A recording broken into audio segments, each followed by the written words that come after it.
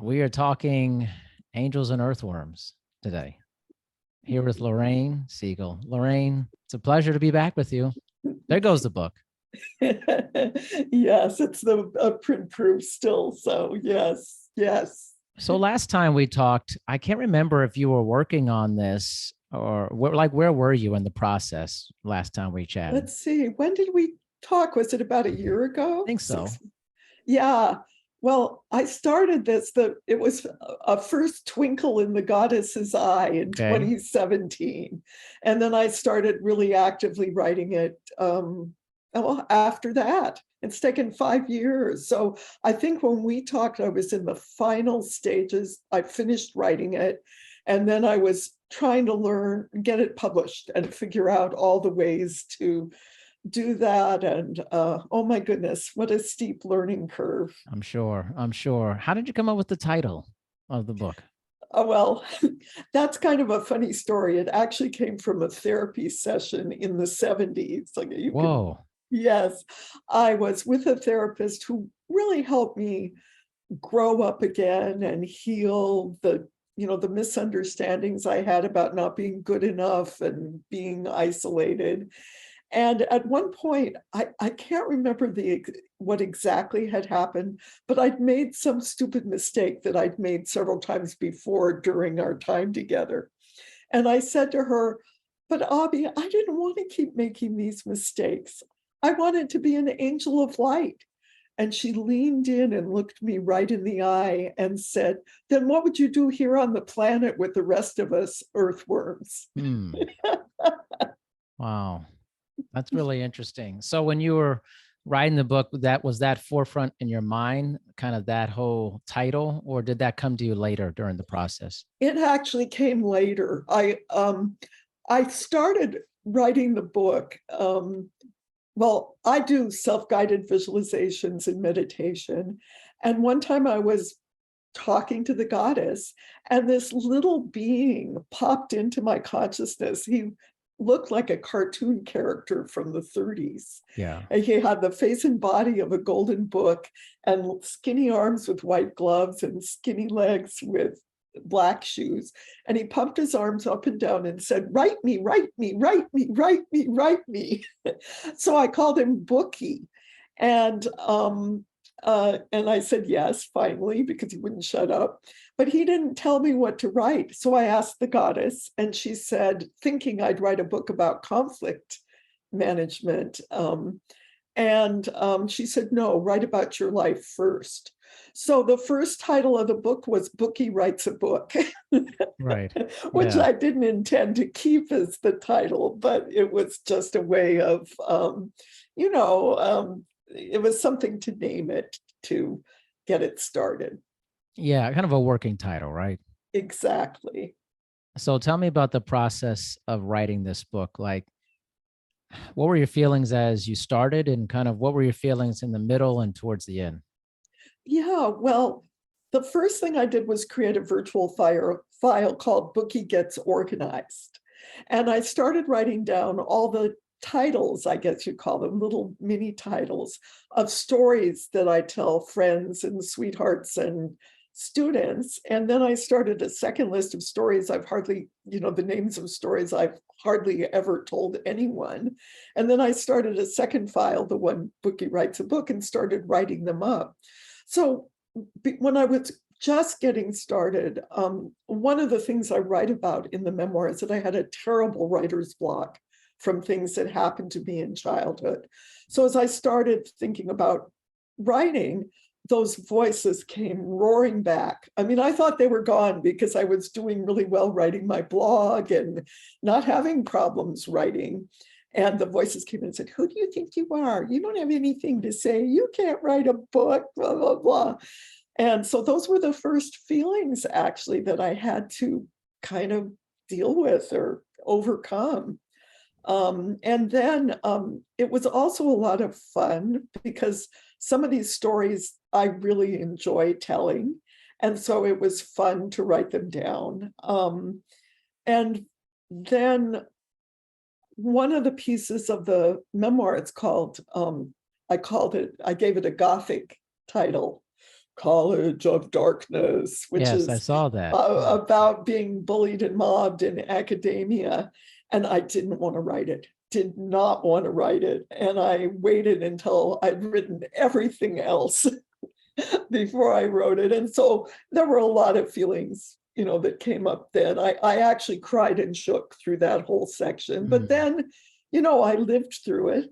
I was able to write about it. And then I could step back and be more detached and edit it and figure out what I really needed to include. So, and then this is a long answer. Okay, it's about you. When I finished writing the whole book and kind of reread it, I had good tears because I realized that all the things in my life that I thought were dead ends and terrible mistakes actually weren't, that they had led me to the beautiful life I have now. And that was such a sweet thing to realize. And I think it's one of the reasons I was supposed to write the book, whether it got published or not. It's something about conflict that in the moment of conflict, it feels this, I don't want to be going through this. I don't want to do this. But if the hindsight of is when you have the conflict, you always see where it leads you once you have it. The weird thing is how do you become cognizant of the conflict while you're in it and go and choose this will lead me to something better? Yeah, that's a really good question. Sometimes I still don't, I'm just in the middle of it, in the thick of it, and I don't see until later, oh, that's why Yeah. that happened.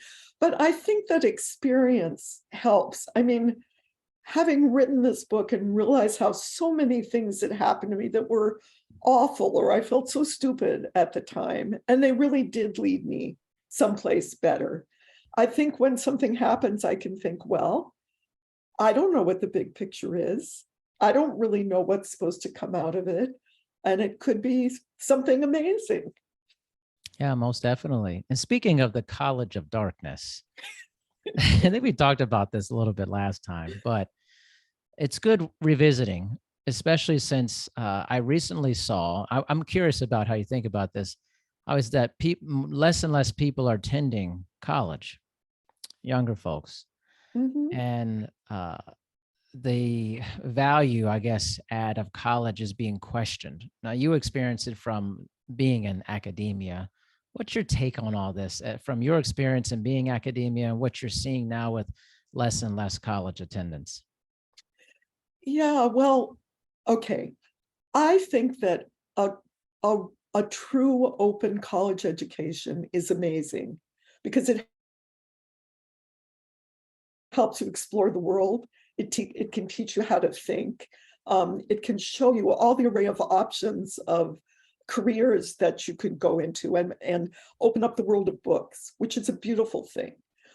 However, I think that it's become almost unaffordable for far too many people. And this is a societal problem that we're not making these opportunities available to enough people. And all the young ones who have graduate with this huge burden of debt, it's unsustainable.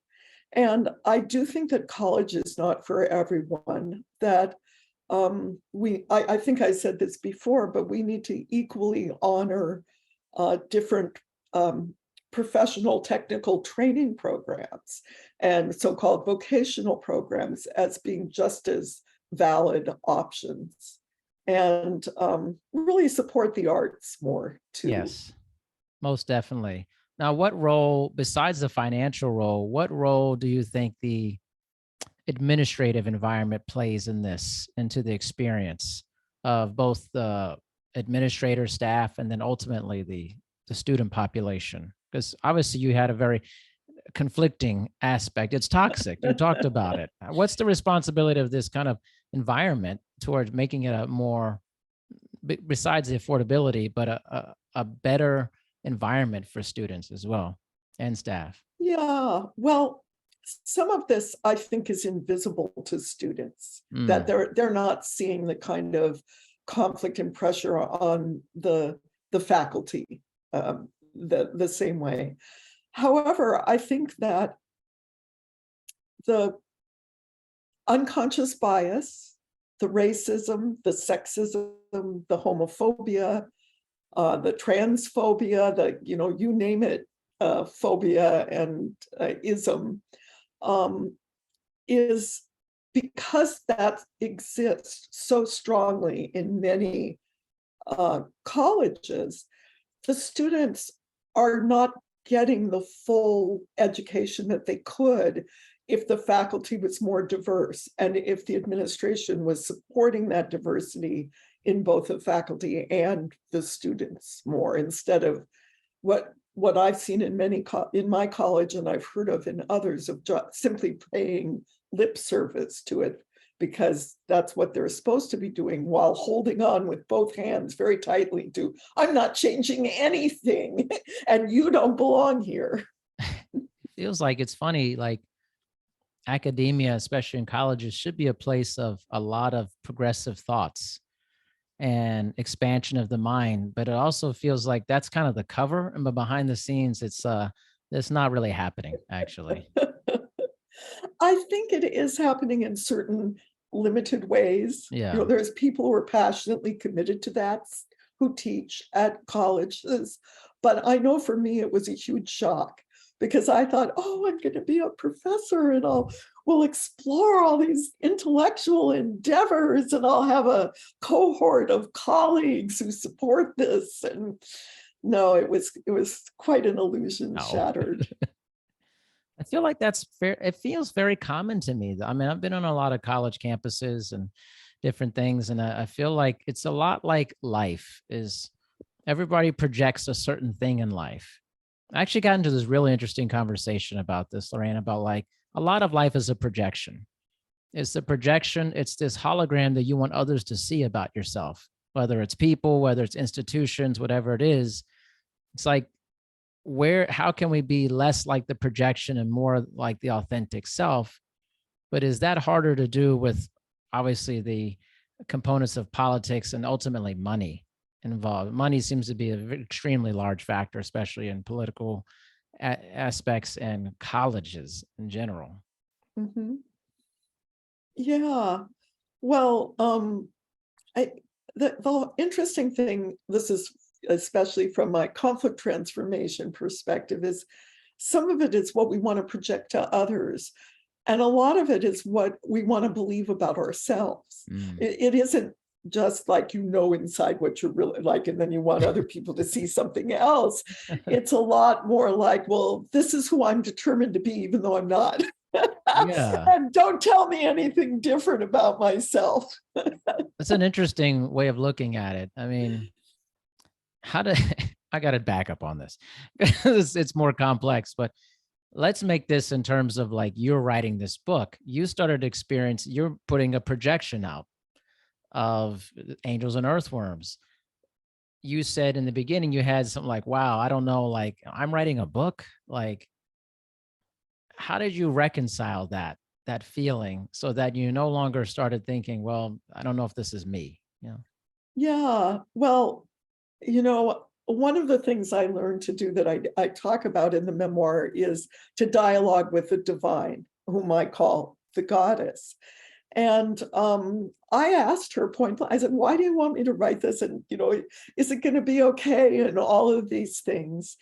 And she told me that my story was important to share. Not that it was more important than other people's stories, but that it offered something to the world. And she wanted me to share it. And it wasn't about how much money I made or how many people read it, but that she believed in it and believed in me. And, I've had so many miracles because of trusting the divine that I really listened, and I saved that little download. I wrote it up and saved it, and I read it over and over. Okay, it's not about thinking I'm special. It's just about, here's my story. I hope it's helpful to you, kind of thing. And that reframe helped me a lot.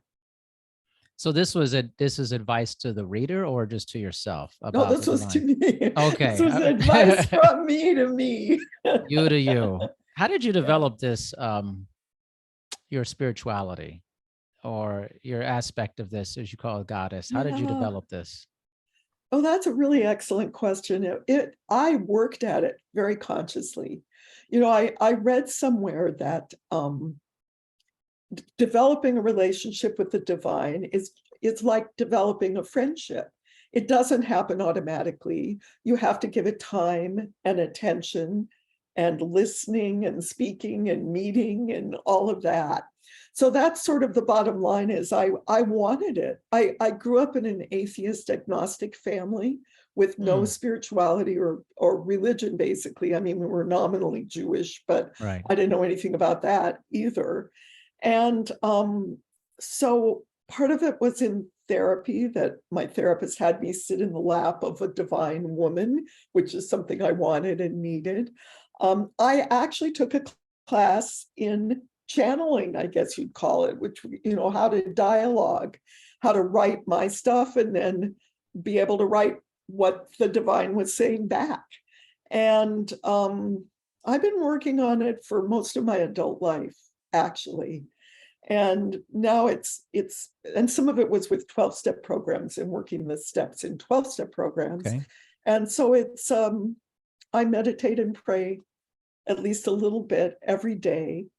And I'm really conscious of how little I have control over, and that I need, if I surrender it to the goddess, to the universe, whatever you would say, then I don't have to spin my wheels trying to control the uncontrollable. Yeah. It's very interesting. I've had, as you know, a lot of people have come on here. And I think no matter what we talk about, it doesn't matter the subject, someone always brings up, I think, spirituality. And it feels that it's such a increasing force in many people's lives. What's your take on the current level of interest in spirituality in your observations in society? Yeah. Well, it isn't one thing. I mean, there's all kinds of levels and differences. There's people who are very religious without being spiritual at all.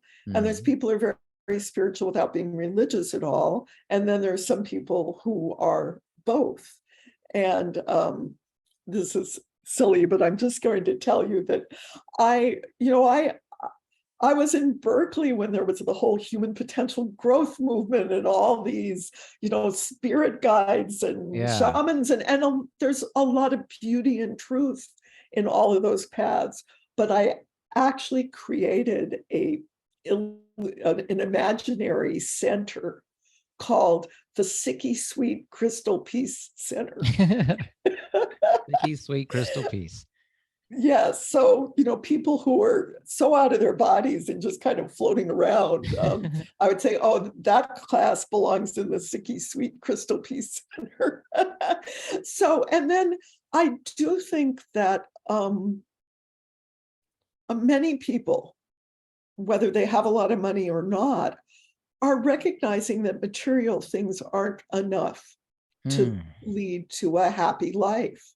That you can have a nice house, a nice car, an attractive partner, a well-paying job, and it's not necessarily going to make you happy. And I do think that with the whole shutdown with COVID, that was a moment in which a lot of people started thinking, what is it that I really want in my life?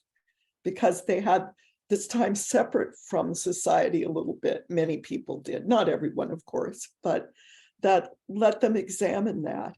And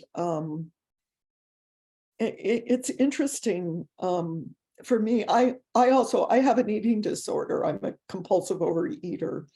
And when I first started that program, all I wanted was to be able to eat anything I wanted and not gain weight and not have it show on my body or anything. Right. But I didn't understand that when I was obsessed with food, even if I looked perfect, I was a mess inside. Yeah. And I didn't have the energy to have a creative life, to have a good life, to have a fulfilling life. And I think it's something similar for people in general about spirituality, that one of the little sections in my memoir is called "Being of Service is the Greatest Joy." And I know how much joy it brings me to help people transform their conflicts and forgive each other. It makes me so much happier than a diamond would, Yeah. for example. And so I think a lot of people are asking that question and looking for how to be happier, how to have a life that's balanced, that isn't just filled with busyness and earning money. Yeah, I hear the same thing over and over. There's certainly some sort of awakening with that. And I also think this that people are very wired to have a larger than themselves idea about space and time in the universe, uh, spirituality. I think since the beginning of people, this has always been a huge part of people, but I feel like people run away from it all the time. And then Yeah. and then something it always is pulling. So for you, I mean, growing up in an atheistic or agnostic household, what started pulling you? Because you had nothing, you had no initial introduction about anything. What was the pull? Well, I think that I only realized this after the fact, but I have been a, a big reader since I could sit up and hold a book. And I was always drawn to books with magic Hmm. and about transformation and wonderful adventures where they learned something and helped heal a universe or do Yeah, something yeah. like that.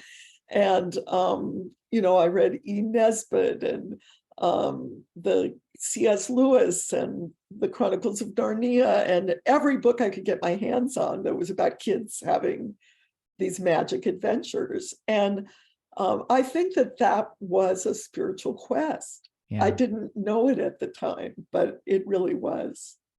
What is it about transformation that really pulls at our imagination, or really everybody gets excited about a transformation, whether it's physical, spiritual, socially? Why does transformation do this to us? For me, in the conflict realm, I say that I'm now I say conflict transformation is what Mm, I'm working on. When I started in the field, it was called conflict resolution, and then it was called more conflict management. And I heard someone use the term conflict transformation. I thought, yes, that's it. That's what I do. Because I'm not trying to manage conflict or manage life or whatever that is. What I want to do is actually change it, transform it. So the conflict becomes compassion and understanding and better communication. And so the idea of taking the same basic elements and looking at them differently inspires me. And I write a blog, as you know, and I wrote a blog post about something I still say to my students, which is that I have a modest goal for this class about conflict, which is to change your hearts, minds, and behavior. yeah. Yeah. Modest, but not easy. And Right. that's transformation. Yeah. What is the How do people approach conflict when you talk to them about it? Like, what's their initial ideas about conflict that you see? What's a common thread? Well, I'll give you some examples of photos that I use. I will ask people that question in a class and say, what's your first thought when you hear the word conflict? And the two photos I show them, one is a screaming Hitchcock style woman. And the other is two people hiding under a table, hoping it's going to Right. go away, which always makes people laugh, those two images, because conflict has a bad rap, gets a bad rap. People think that it's something terrible. And It's what true. I talk about it, that conflict is a normal part of being human, because people think they're doing something wrong. They think they're doing something terrible if they're in conflict. And that's not true. It's normal. to have conflict. It's how you handle it that makes the difference between just a sticky, horrible, tar pit of a mess and a swift, smooth navigation. How do you see that most people handle conflict initially, or what they're taught? How are they taught to handle conflict that you've seen? Well, the point I make is that they're not taught. There's Mm, no high school graduation requirement for most people. A few lucky people got to go to programs that were offered various places in, facilitating or conflict management. But most people, there's no high school graduation requirement for conflict 101. We don't usually offer it. It's not a requirement for a college degree that you have to take, like the general ed requirements. right. And so most people, they're left with either what happened in their families, what they've seen a boss do, or their instinctive response. So one of the things I do, there's actually, depending who you talk to, 6 or 7 different approaches to conflict, and none of them are bad. But we all have kind of a fallback. There's avoidance, competition, proving that you're right. There's compromise, literally splitting the different. There's collaboration, and there's accommodation where you just give it to the other person. And there's a time and place for all of them. And what I teach people is to become more conscious of what your fallback approach is, and can you add on more? Because as I like to say, um, if to a hammer everything looks like a nail, it's not original with me. Yeah. And then I show this photo of a toolkit with all these things in it: a hammer, a saw, a level, because we really need a toolkit for managing conflict and life, I think. Well, where do you, so not taught, but like, what's a common place that people pick up conflict resolution, or how to like deal with conflict? Is it, you see it as a parental thing, or is it um school, friendships? Do people tell you where they've, learned conflict resolution? And do you analyze that, or you just move forward beyond that? Yeah, it's more for me. As I said, I don't think people learn, they have a pattern that they Mm, follow. And part of what I do with people is help them see what that pattern is, so they're right. not unconsciously bound by it. But what I do, especially when I'm coaching people in its simplest form, first I'm letting them tell me their story as they understand it, and giving them a lot of empathy, because, these stories are tough. A lot of people have tough circumstances, and there's reasons that they're mad at someone else or feeling put upon. Now, bullying's different, but when we're talking about conflict, then I start ever so gently saying, do you think the other person sees it the same way? How would they see the same situation? And give examples. If they can't come up with them, well, maybe they're thinking X instead of Y, or maybe, and when they do that, they realize that they're not victims in the way they thought they were, that there's two people doodling along their own different paths that are having this impact on each other that isn't good, and they're making assumptions about it and acting on those assumptions. So how do you take the work that you do and transfer it to your own life? Well, I'm a work in progress for sure. So, but when the mediators ask me, or people ask me for advice about how to become a better mediator, a better conflict management person, the first thing I say is do your own work, because we can go a little bit beyond where we are to help other people, because it's always easier to see things for someone else than Yes. it is for ourselves. But if we haven't done the work ourselves, I don't think we can be as helpful to others. So I do a lot of the things, I mean, I tell my clients to do things that came out of my own practice. And in return, as I'm teaching it to them, it reminds me that I need to do it myself, that I need to say, okay, you're feeling really angry here. What's, as Brene Brown says, what's the story that you're telling yourself about what they did? So I look at what that story is. I remind myself that it is a story, that it isn't the truth. And then I say, how might they be seeing it? So Yeah. I guess I coach myself.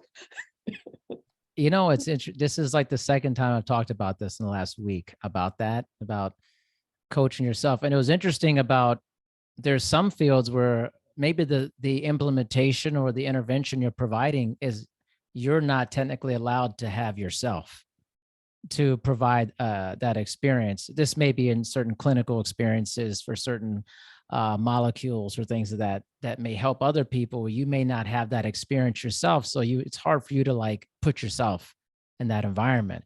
But I always think it's better to have that experiential aspect to it. Like, it's very difficult, you're telling someone something and, hey, apply these principles, but listen, I don't do that. I mean, like, Oh, you know, yeah. you know, like, or I can't experience that. I can't do that at all. Yeah. You know, it's, Well, I think that's true. And the way it's not true is I'm a highly empathic person. I'm a highly sensitive person is what the technical term for. And I'm able to feel a bit of what people are feeling.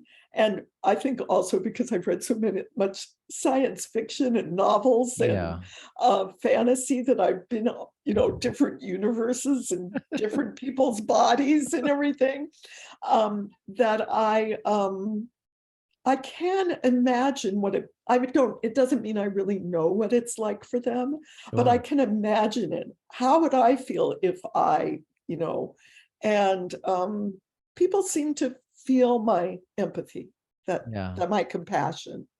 You mentioned science fiction. I'm a huge science fiction Me person. too, me Really? I don't too. think I knew this about you before. What is it Oh, about it that you love so much? yeah. I've been reading it since I was 11. Hmm. And I still continue to love it. I have actually written about it in some of my blog posts, what science fiction can teach us about resolving conflict, etc. I wrote one called Empathy in the Fourth Dimension, Hmm.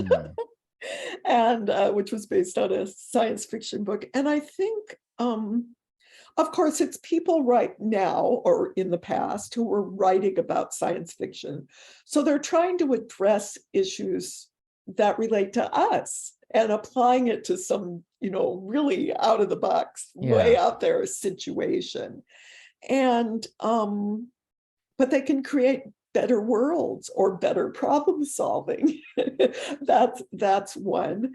And I wrote one about, if you can change what you're imagining, then you can change what happens. And Hmm. I used the example, I'm not remembering the title exactly right, but I used the example of all these things that first showed up in science fiction, like Dick Tracy and flip phones, and then Star Trek and flip Yeah. phones, or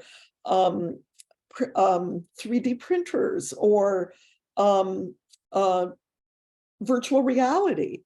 The first time I encountered all of those things was years before they were reality anywhere. So it was some mad sci-fi writer genius who said, what if la la la, and comes up with something, writes a story about it, and then some engineer reads it Yeah. and thinks, now, okay, how would I really do that?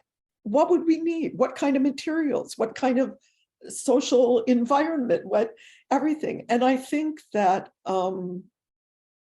everything's possible in science fiction, and it makes Hmm. more things possible in reality. That is awesome, the way you explain that. I like totally agree. I want to add something else to this. Maybe this is just my experience with science fiction. I'm not a big reader of it, but I'm a big watcher of movies and shows. Mhm.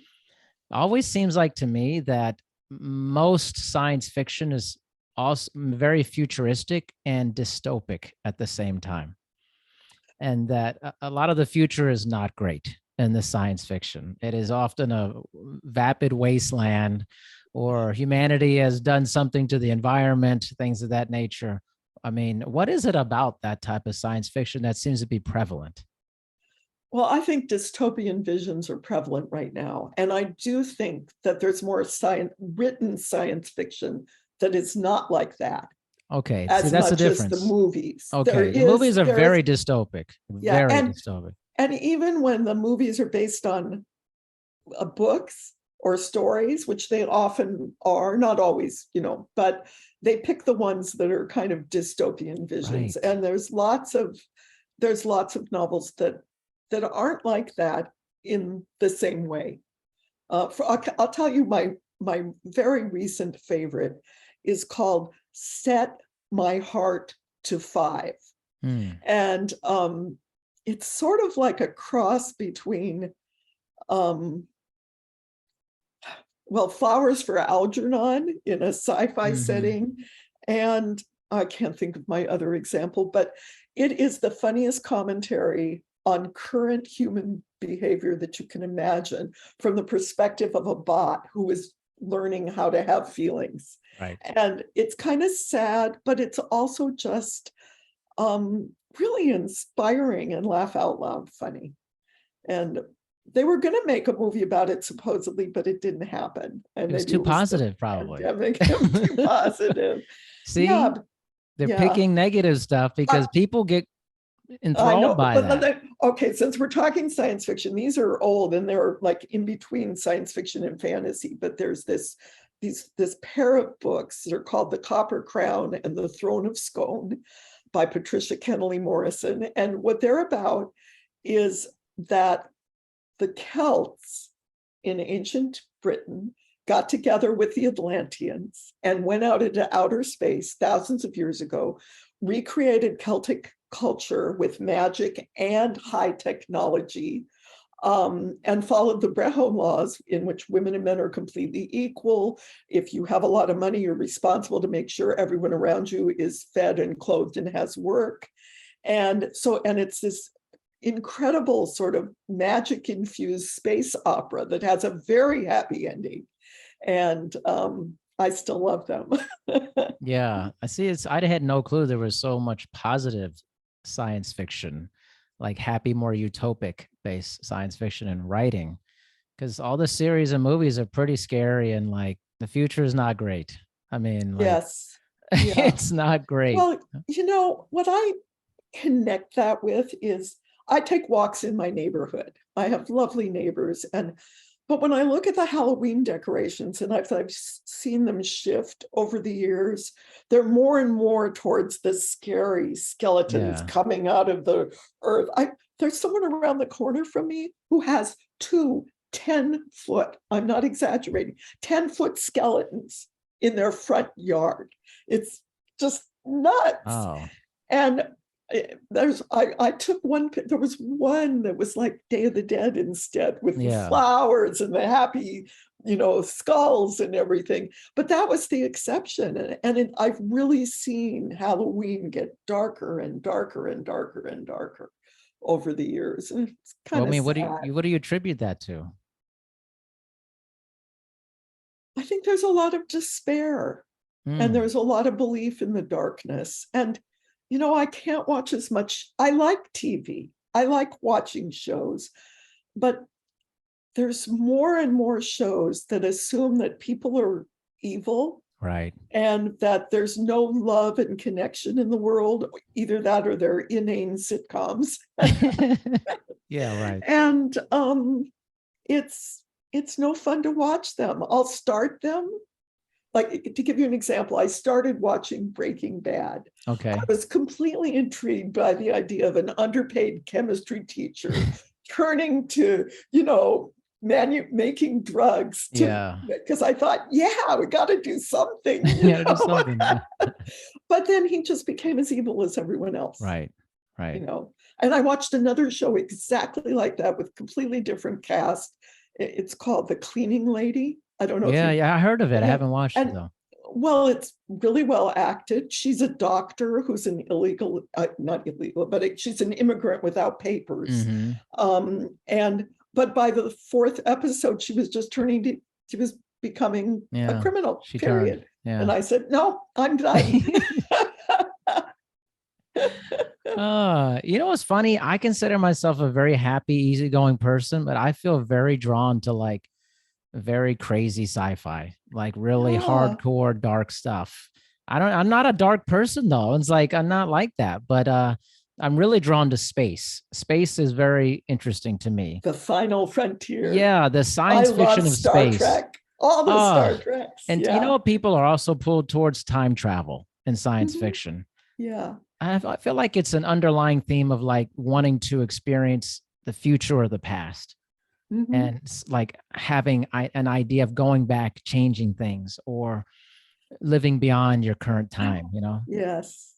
But Star Trek, especially Star Trek The Next Generation and Hmm. some of the other Star Treks, Star Trek The Next Generation actually models mediation in some of Mm, the episodes and intercultural communication and sure. all of those things. It really does have a positive rather than a dark tone of people understanding each other, of curiosity, of communicating. And that is a beautiful thing that can be in science fiction Yeah, the as well. exploration, you know. And I will say, I have a dear friend, and we can't recommend movies or books to each other. She's a lovely person, a real big, support to me. And she's always drawn to these things that are so dark, I can't I possibly know, watch them. man. I know. I feel it But too. have you seen the movie Everything and Anything Everywhere all at once. All at Yeah, I Once? saw it. I It was love trippy. that It was movie. so trippy. I love stuff like that. Yeah, I do too. And there's a book that's a little bit like that called The Midnight Library. Mm. Oh, it is such a beautiful example of what would it be like to live different lives, and Yeah, yeah. I highly recommend it. You know what's funny Yeah. about that though? I feel like that happens anyways in your and if you live alone, like I've always said this, that your life is an amalgamation of living several lifetimes within the same lifetime. When Yes. I mean I am, in my I'm 44, but I feel like I've had like several iterations of who I am. Like I didn't look like this not that long ago. Like the hair and everything, like there were different versions of me out there in the Yeah. past, and that I don't necessarily identify with anymore. Interesting. My niece sent me this big article, and I've been so busy with my book launch I haven't gotten back to her yet. But it was it posed the question, do you see continuity in throughout your whole life? Are Mm, you the same person, or do you see discrete differences in who you are? And they had yeah, lots of examples and things of both. it's a book to me. To me, it's like, but it, like I can look back at myself as a teenager, as a very young adult, and where I'm at now, and I go, well, there's a thread there's a common thread there of that person, but it's just a very different life. Yeah. Yeah. So I like it's in some sense it is different lifetimes. Um, oh, Yeah. it's like one long day, like a really long day. It's just a really long day, you know, Really long. like really long, but short at the same time, you Yeah. know. I mean, think of your life, all the stuff that you've seen and done in your life. And, like I imagine like if I met Lorraine 30 years ago, Mm, would I be meeting this same person? mm, mm. It No. could be, imagine that. Like, We could have still talked about sci-fi. yeah, we could have. Think about the entry point that you have with people. You're meeting them at a certain entry in their book of their life. Mhm. And it may be drastically different than if you met them at a different entry point. Absolutely. Yeah. Yeah. I think it's so important for us to have compassion for all the incarnations of Yeah. ourselves and Yeah. other people. I think it helps us forgive ourselves and forgive others. I was actually having an interesting conversation last night while bowling about this with a friend of mine. And it was about like this conversation, but how like as we age, and especially like people see their parents becoming like weird versions of themselves when they get older. And like I'm like, I don't want to become the weird version of myself when I get older. But it's a story of life. And Mhm. like I look at you and I always think if I associate myself with Lorraine, I think joy. Oh, I think you come on, you have this joy. You have this, like, the listeners or people who watch this, there's a warmth about you that you have. I wonder if like that was always there. I think some of it was very young. Um, but I also know that my dear parents, bless their hearts, couldn't give me what they didn't have. Yeah. And there was a lot that was missing that I needed to grow up and be happy. And I really had to learn how to reparent and kind of start over and change the messages and replace the messages. And it took a long time in therapy to do that. And Yeah. with, as I said, 12-step programs. So I think, yeah, so I hope, I hope and pray I will age gracefully. That's the term, right? Gracefully, instead of becoming an insane altered version of yourself. You see people get rigid when they age and they start getting older. I feel that rigidity sometimes from people, this closed-mindedness, Yeah. or this what is it? What happened? What's kind of a thing? Is this concept of kind of like they lose your filter. You start losing your filter. And you just start saying whatever you feel like it because you're like, I'm too old to worry about being correct about this and that. Like I don't want to be like that either. Like no. That seems weird to me. I think I read somewhere that people become more themselves as they get older. I don't know if that's a great thing or not. Yeah. But I also think that people are scared of change. And yes, if they can learn to not be so afraid of change, that see change as a friend. I know for me, I think curiosity is one of the main characteristics I have. I'm always curious about people, and I'm always chasing. When I read on my phone or the iPad, you can click on a word and go to the dictionary. And I was reading this sci-fi book where the woman swears in Spanish, all these curses and stuff. And it's like, I gotta know what she's saying. Yeah. It's amazing. It's funny. I don't know why I feel very reflective about life as of late. And I think about my life and other people's lives. Like I'm looking at you and I think, okay, I've met you at this point in your life. Like what was the rain? You have white or silver gray hair. Like what was your hair color? Like at a different juncture in life? Was it brown? Was it blonde? It was like dark brown. And for a long time, as soon as adolescence, puberty started hitting, it got really frizzy and curly. And this was a time when the surfer look was in, and I got called Frizzball. Frizzball. Okay. Yeah. I don't know. It's just amazing. Like when you're meeting people in their lives, but I would say joy describes you for sure, right? Like you have just such this warmth and this kind energy. Which I aspire for that. I definitely aspire to make people feel that about me.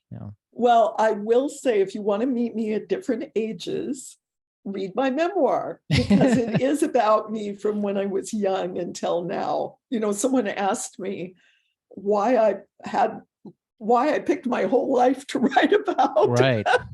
Instead, because some people write memoirs about a far narrower period. Sure. And what I said was that the main, arc of my story is how I escaped from misery to find joy, to find love, to find miracles. And I said, it's taken almost my whole life up till now. So that's the time frame I write about. How do you want people to remember you? Well, can I read you the last paragraph of my memoir? Please do. Okay. So here's the very last paragraph. And I'm not doing any spoilers when I say it has a happy ending, right? Okay. We are all miracles. I always have hope and support and love and purpose and a beautiful sustaining path forward. I cannot control what happens next, but one day at a time, I could live a life beyond my wildest imaginings. Not a fantasy of perfection, but a real, beautiful, imperfect life filled with challenges, joy, love, satisfaction, angels, earthworms, and wonder. I wish that for all of you, dear readers. I truly am a miracle, and you are too. Beautiful. How did it feel finishing that? Amazing. Yeah. Yeah, yeah, it's I can't control what happens in the outside world with the memoir, but I've done it. I've really done it. And it's going live on as we're talking on October 24th, Mhm. 2022, and it's going live tomorrow. It's going to be available on Amazon and independent places, and it's out. My baby, my book baby Yeah, your book is baby. is out there in the world. You're putting a piece of you out there, a large Mhm. piece of you out there. Congratulations, Lorraine. Thank you. And Thank thank you for you. coming on again and messaging me about, chatting again. It was so pleasant last time, and It was wonderful. pleasant Yeah. again as I thought it would be. Yes. Yes. So please, if you want to get my memoir, you can go to Amazon, Angels and Earthworms. It's also available through Draft to Digital and all these non-Amazon platforms, and it's going to be the paperbacks available now. And please, if any of your readers would like to get notices about events and special offers, go to Bookling, as in duckling, booklingpress.com, or contact me through conflictremedy.com. That works too. Fantastic. There it is, Angels and Earthworms by Lorraine Segal. Thank you so much, Lorraine. Oh, thank you. A pleasure again, Darian, anytime.